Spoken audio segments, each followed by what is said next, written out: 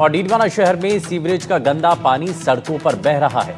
नगर परिषद की लापरवाही के कारण जगह जगह सीवरेज लाइनें जाम हो रही हैं, जिसकी वजह से गंदगी और मलबा पूरे इलाके में फैल रहा है। हालात ये हैं कि मंदिर जाने वाला मार्ग भी अब गंदगी की चपेट में आ चुका है। डीडवाना से हमारी रिपोर्ट आती है।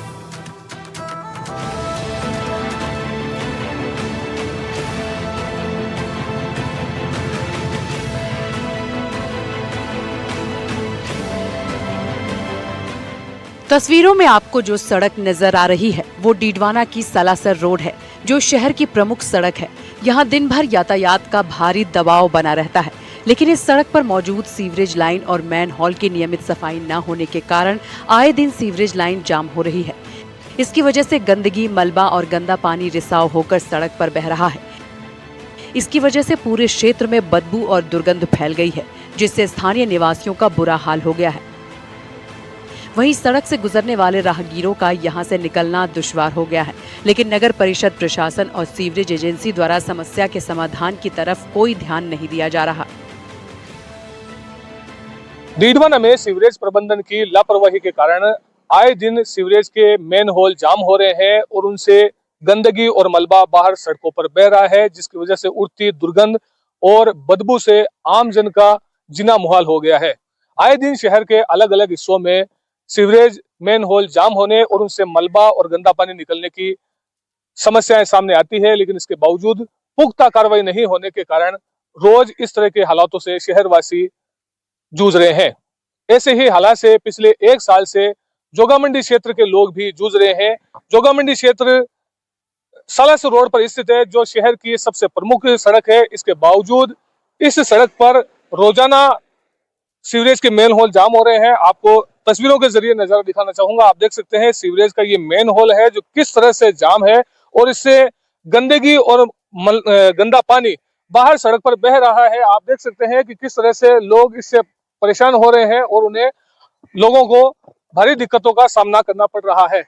वहीं अगर मैं आपको बताना चाहूं तो इस सड़क के एक दिशा में जहां जोगामंडी का प्रसिद्ध धाम है जो लगभग 2500 साल पुराना है, वहीं दूसरी ओर बटकनाथ भैरव का भी मंदिर है, जहां रोजाना सुबह और शाम सैकड़ों की संख्या में श्रद्धालु आते हैं, लेकिन उन्हें इस गंदगी और बदबू के बीच से गुजरना पड़ता है। तो आप समझ सकते हैं किस तरह से उन्हें समस्याओं का सामना करना पड़ रहा होगा और उन्हें इसके बावजूद जो है प्रशासन द्वारा कोई ध्यान नहीं दिया जा रहा है। यहाँ कुछ लोग राहगीर भी हैं, हम इनसे बात करेंगे। कहाँ से आ रहे हैं आप और ये समस्या कब से है? हम सालासर चौराहे से आ रहे हैं। ये समस्या साल भर से पहले की है। 2-3 बार हमने कंप्लेंट भी करी है। वापिस सीवरेज वाले आते हैं, थोड़ा बहुत इसको सही कर देते हैं, वापिस चले जाते हैं।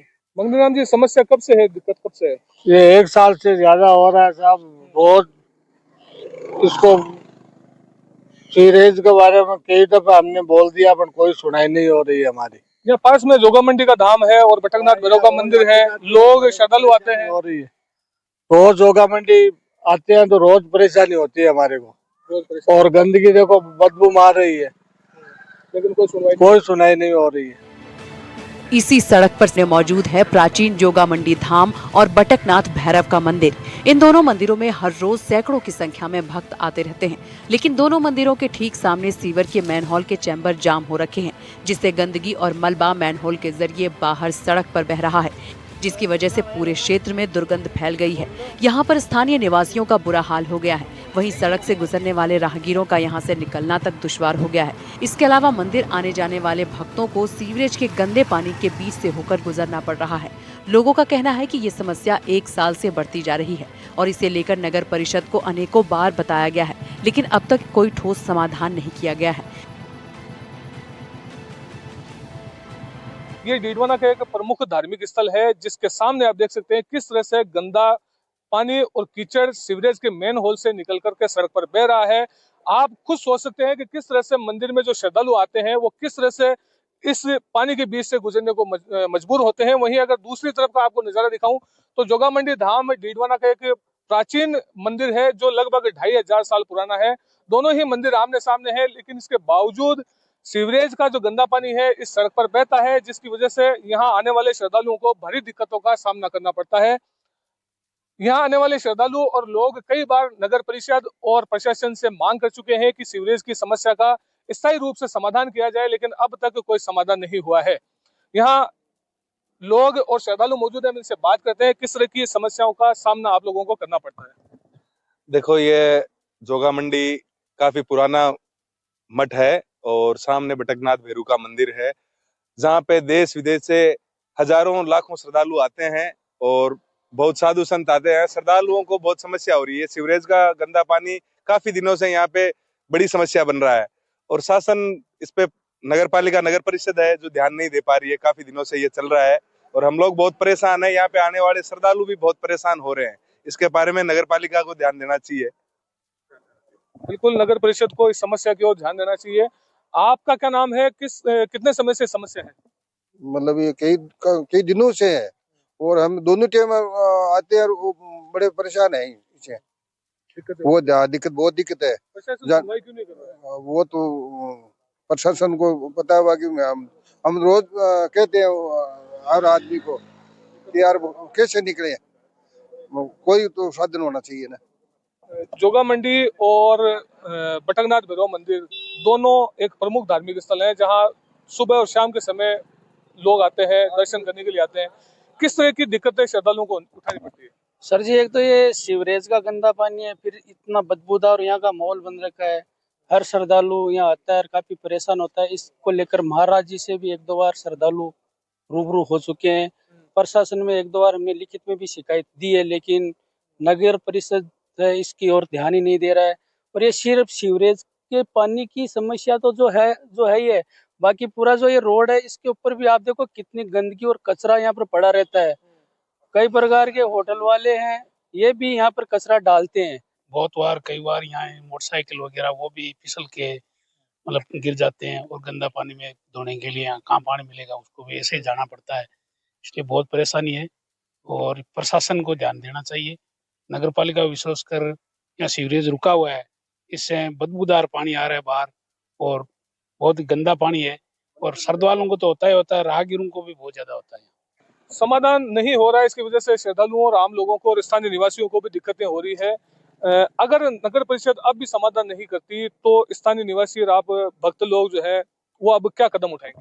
अब तो रोड ब्लॉक करना पड़ेगा। अब रोड पे बैठेंगे हम। हाँ, रोड पे बैठेंगे जी। ये 4-5 महीने से ये कंडीशन है और मैं यहाँ मंदिर में रहता हूँ, पूजा करता हूँ यहाँ पे। तो द्वितीयवार का लोगों को तो ज्यादा दिक्कतें होती है। हमको तो बहुत दिक्कत है आने जाने में। दिन में 20 चक्कर काटना पड़ता है बिरुजी में और जोगा मंडी बीच में। तो हम परेशान है। साधु संत भी आते हैं हमारे यहाँ बिरुजी मंदिर में, तो वो भी परेशान है। जो भी साधु संत आते हैं, बाहर के लोग आते हैं, तो हमको बाबा जी और हमको यही बोलते हैं कि ये गंदगी हो रही है, अंदर जाने के लिए कुछ करो, इसका ये सफाई वगैरह कराओ। गंदा पानी सड़क पर बहता है, उससे आवागमन तो बाधित होता ही है, लेकिन इससे जो दुर्गंध उठ रही है उससे पूरा जीना मुहाल हो जाता है। हाँ जी, वो तो दिन भर पूरी 24 घंटा इसकी बदबू रहती है। सीवरेज जाम होने और सड़कों पर बार बार गंदा पानी बहने की शिकायतों पर अब नगर परिषद ने कार्रवाई का आश्वासन दिया है। नगर परिषद ने सीवर का प्रबंधन करने वाली कंपनी को सफाई के निर्देश दिए हैं।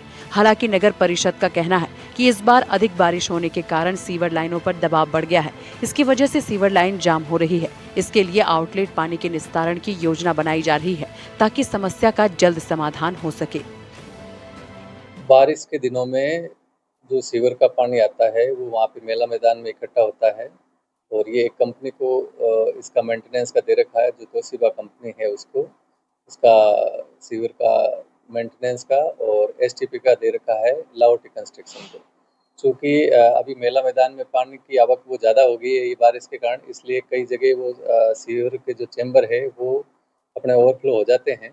तो उसका उनको कंपनी को ये निर्देशित किया गया है कि भाई ओवरफ्लो हो जाता है तो उसको वो सक्शन मशीन से भी वो सक करके फिर वहाँ पे डालें अगर कोई वो ज़्यादा ओवरफ्लो होते।